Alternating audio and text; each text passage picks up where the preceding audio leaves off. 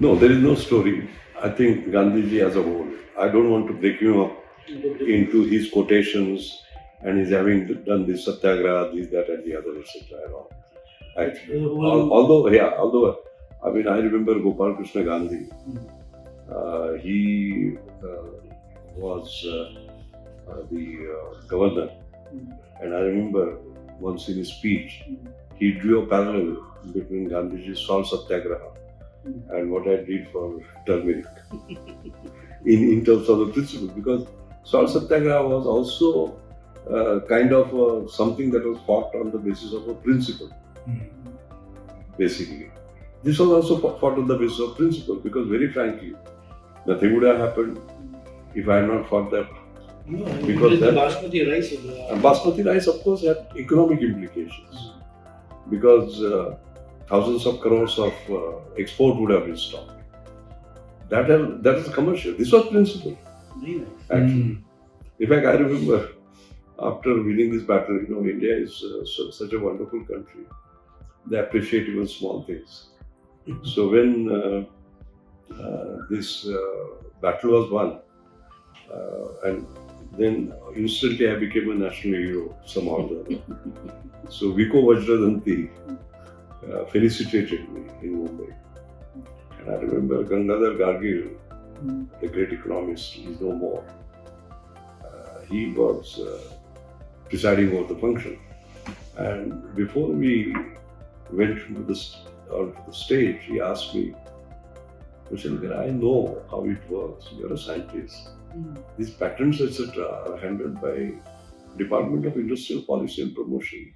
Why did you meddle into it? Why did you have to do that? I said, it's simple. I'm in India.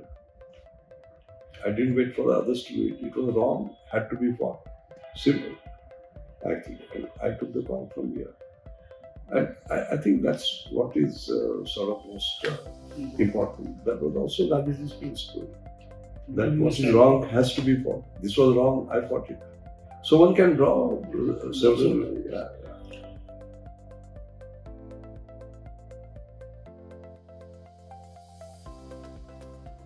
And you have done a lot of work on leadership as well, right?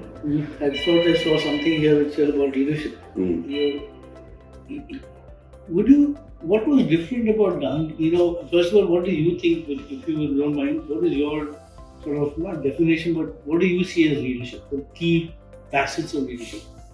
And what do you think Gandhi perhaps showed up in? Yeah, I think it is like this story of this convex lens, getting people together. Very nice. With diversity of cultures and races and religion, he was able to get everybody together. It is like this. The simple analogy is you have a piece of paper and there are magnetic needles pointing in all different directions. And then comes a magnet and they all get aligned. So he was that alignment, so as to say, to a common cause. And then purpose, perseverance and passion. You have to have the big purpose. He had that big purpose. Then perseverance. Winners are never quitters. Quitters are never winners. And then passion, coupled with compassion. These are the sort of fundamentals, so as to say.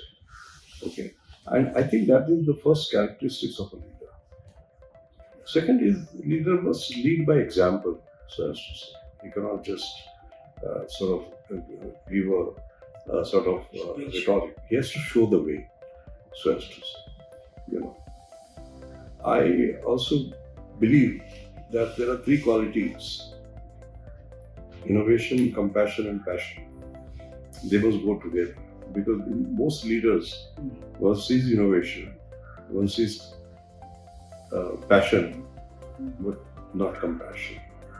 And empathy, I think, is on the top of my list, so as to say. How can you create a better world? And therefore, true leaders, like I always say, in fact, I remember Narayan Murthy, myself, and Ratan Tata. We were on a common forum in Hubli. Deshpande had got us together. And we were all interviewed and in presence of some 1,000 young kids. And each one of us was asked, one girl asked us, when you go means go. So before you go, what is your last wish? So as to say. I don't remember what Ratan and Narayanmurthy said, but I said, my wish is to see the smile on the faces of not some privileged few, but a billion.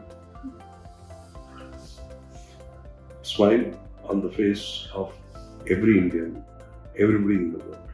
Today it just doesn't exist, as you know. But that was Gandhi's sort of philosophy. You can use all sorts of English, but you can't still summarize what Gandhiji was. Actually, all the efforts are futile, according to me. So, I agree with you.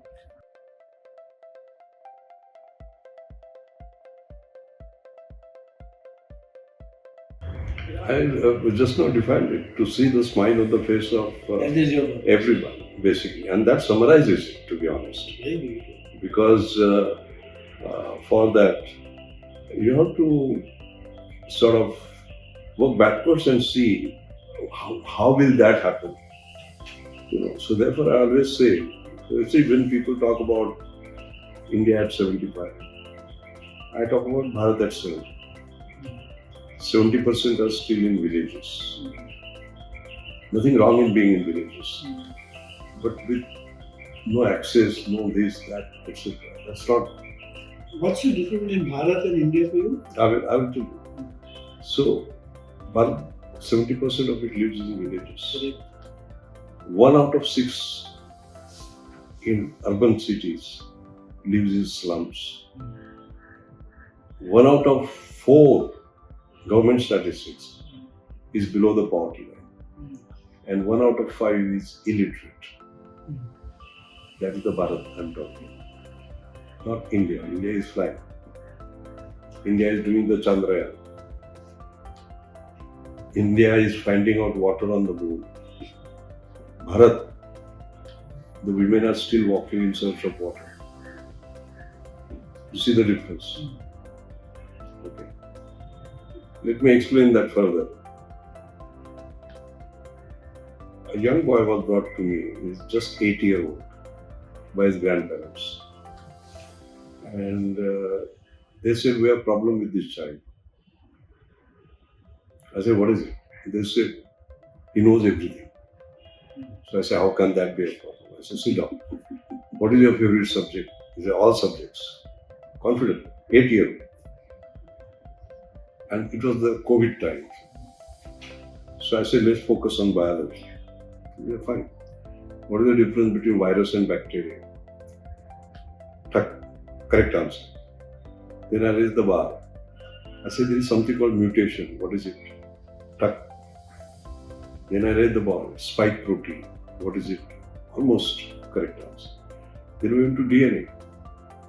Then I had my photograph with having a breakfast with Watson, the Nobel laureate, who found the structure of DNA. I said, who is he? He could not recognize. Then I said, Watson. Tuck. Watson Crick winning Nobel Prize, which year? Perfect. Then I said, you know so much about Nobel Prize, what is the,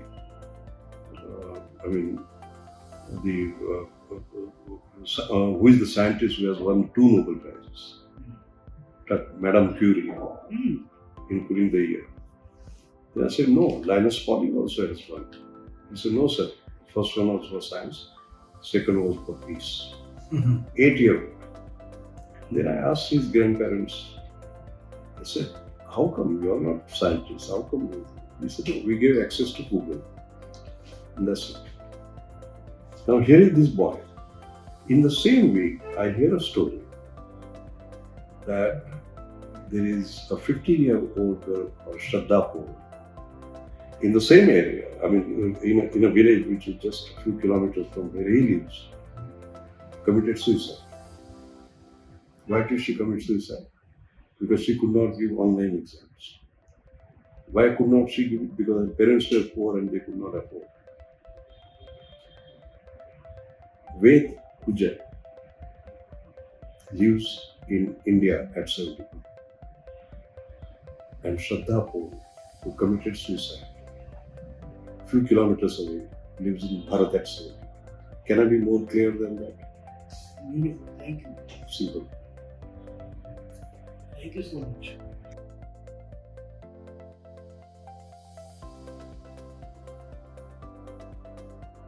I would say the first one is keep your aspirations high. Aspirations are your possibilities. If you aim at Everest, at least you will reach Kanchenjunga. But if you only aim at Kanchenjunga, so keep them high. That is number one. The second is like instant coffee. There is no instant success. All right. I'm 81 now, and I work 24/7, day after day, week after week, month after month, year after year. And I will do so till the last day of my life. Only advice is that work hard in silence. Let success make all the noise. That's the second. The third is you can do anything, but not everything. So focus. And I'm talking about focus. That's the third one. The fourth one is that you keep on knocking on the doors and they don't open. Don't get disappointed. Open your own doors. Create your own opportunities. I have done that in my life. When I came back in 1976, there was nothing. I could not buy an imported equipment. It would take 2 years. I said, what is the equipment I have? This. And I shifted my field to mathematical modeling and simulation, where the only thing that is used is this. And within 5 years, I got the highest science prize that India gives, Bhatnagar Prize, for people below 45. But if I was still knocking on the doors, I would be still knocking on the doors. So that's the fourth. And fifth is that there is no limit to human imagination, no limit to human achievement, no limit to human endurance, accepting the limit you put on yourself. Like my great guru is Professor C.N.R. Bharat Ratna. I remember when I became FRS, Fellow of Royal Society, and there have been only 3 engineering scientists who have become FRS in 363 years. So that was a big honor. You signed in the same book and you tell us. I called him. He said, not bad. I was very disappointed. Then I got 2-3 similar honors, great honors. Every time he would say, not bad. Then finally, when the last one came, I was the first Indian to become something. That was the US National Academy of Inventors. I said, at least there, not third, not seventh, but fourth. There also he said, not bad. Then I asked him, what is, sir, what is it that I should do that you'll be impressed? So his answer is the last one that I will tell you. And he said, Mashelkar, you are climbing on a ladder of excellence. And it is limitless. There is no limit. Accepting the limit you put on yourself. Translating in other words, no matter what you achieve, you have to say, my best is yet to come. So my last message, my fifth Mashelkar mantra, I've given 4, is the fifth one, is that get up every day in the morning, whether you are 18, 28, 38, 88, it doesn't matter. And say, my best is yet to come. And today is going to be the day. And keep on doing it, even on your last day. Beautiful. That's it. 5 mantras.